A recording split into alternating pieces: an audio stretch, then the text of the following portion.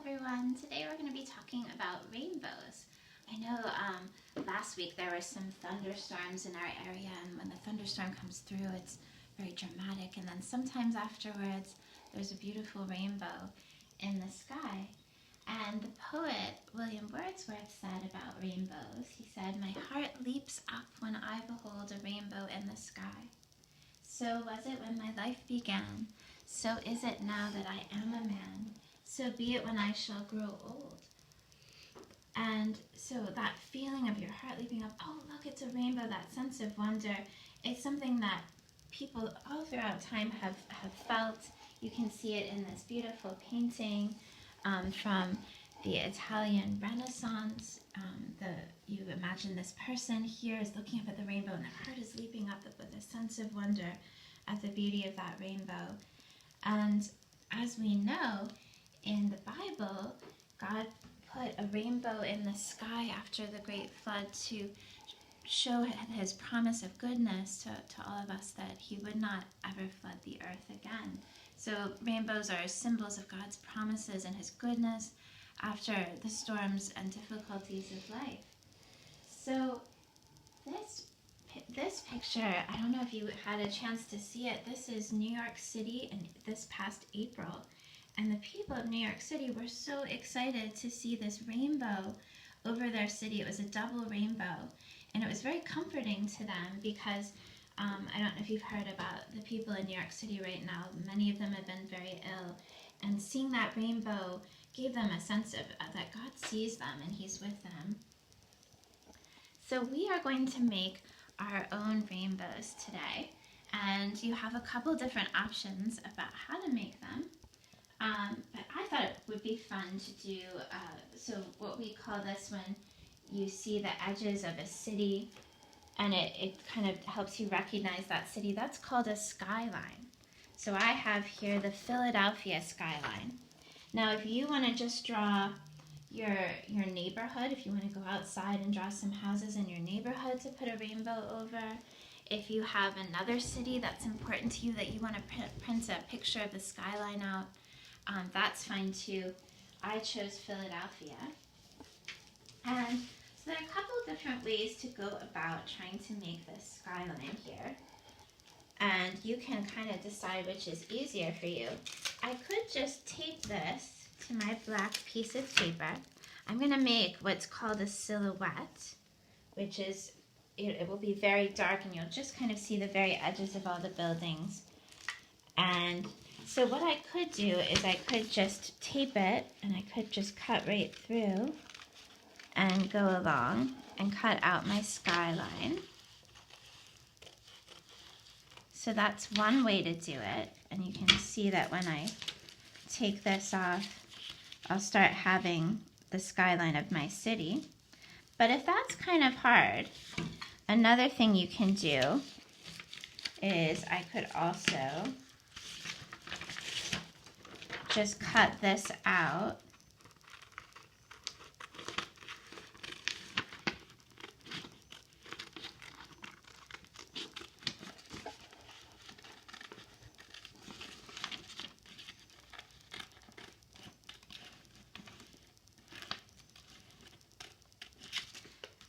And I'm going to cut this off so we can see.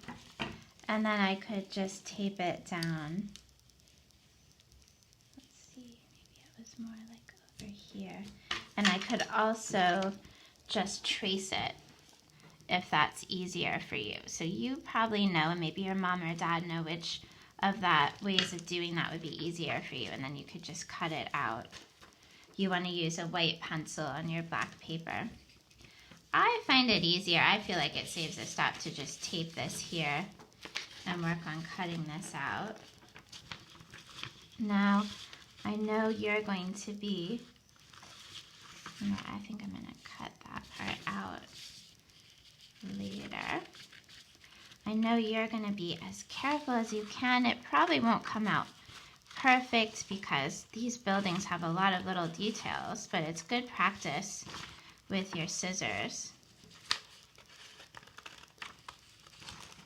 And if you don't want it to be just the silhouette, you want to actually use your photo and glue it down, that's fine too. This is kind of an open-ended assignment. And it often helps when you're trying to cut out something detailed to get rid of all this extra stuff. So I'm gonna cut that off because that'll help me be more specific when I go back in.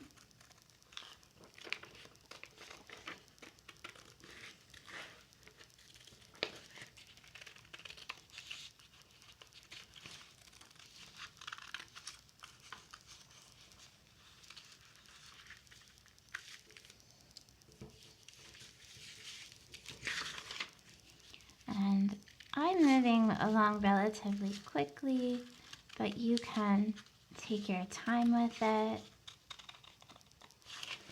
Lots of little details to practice cutting. And maybe there's another skyline of Philadelphia that you like better. That's fine too. When I was growing up, my dad worked in downtown Philadelphia, and I always liked skylines that had a picture of his building in it because it made me think that I knew where he was during the day. All right, I'm going to untape this.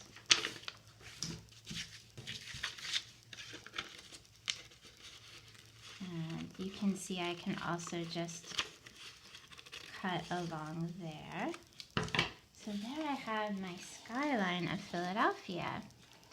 And you can glue it down to a watercolor of a rainbow. So I'm going to show you how to do that. Or some of you might like some more precise, bolder rainbow, so I'll show you how to do that too. So we know that when God works through nature, he always uses his design. So not only is that promise in the Bible very true, God's promise to us, but now we know how rainbows work, how God designed them to work. So we know that there's color. If you know, I don't know if you know this, but there's color and light. Light is full of color. And so when there are raindrops in the sky, the raindrops catch those colors in the light, and it makes the beautiful colors of the rainbow. So I wrote down for you the order of the colors of the rainbow, which are good to memorize. And one way to memorize them is this word, Roy G. Biv. Red, orange, yellow, green, blue, and purple, or indigo.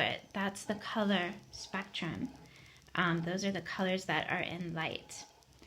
And so I'm going to show you how to make, if you want to do a very soft rainbow, how to do that in watercolor, and then I'll show you how to make kind of a more bold rainbow if you want to go in that direction.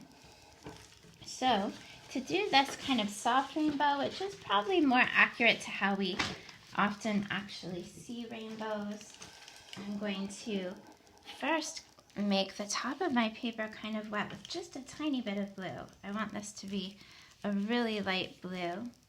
And with watercolor, if you do this, if you put a little bit of water down on your paper too first, it kind of makes your colors blend in an interesting way. And rainbows can often be quite soft and blended. And following along with this particular rainbow I see that it starts with red and it goes down into blue. So I'm going to try that this time. So I'm using a thinner brush now.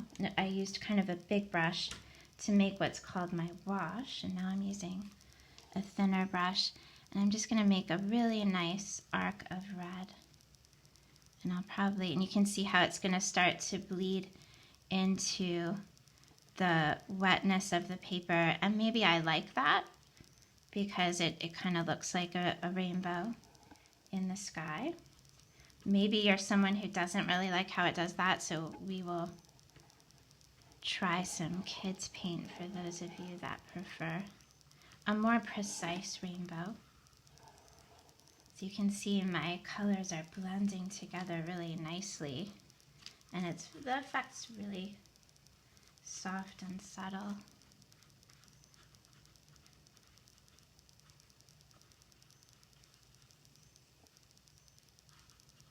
So red, orange, yellow. Now it's time for my green.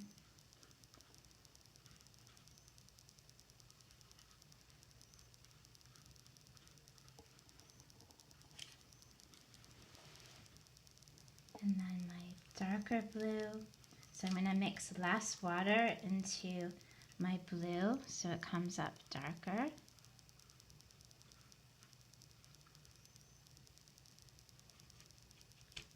And then I'm going to add my purple last. And then if you wanted to, you could mix a little black in with your blue. And if you wanted to, you could add some clouds up here. That's up to you. You can kind of have fun with it and see what you want to add.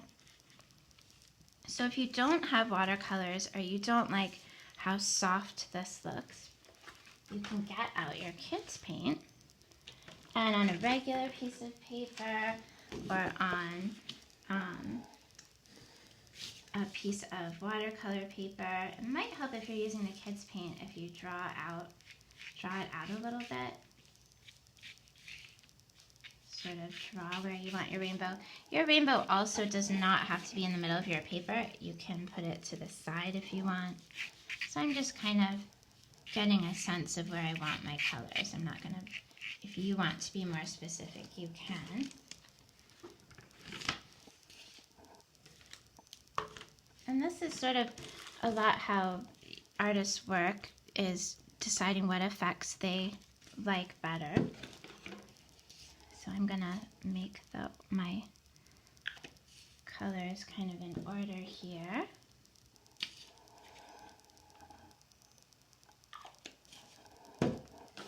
And you know, if you don't have a palette, that's fine. You can even just dip your brush in your different colors.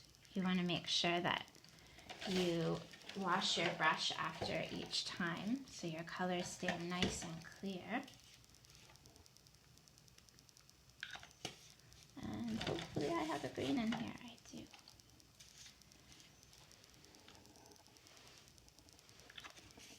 All right. So I'm going to starting with the wrong color. And I have paints on my hands. It's always good to have some paper towels handy. So you would just go along and make your colors. The same order: red, orange, yellow, green, blue, and purple.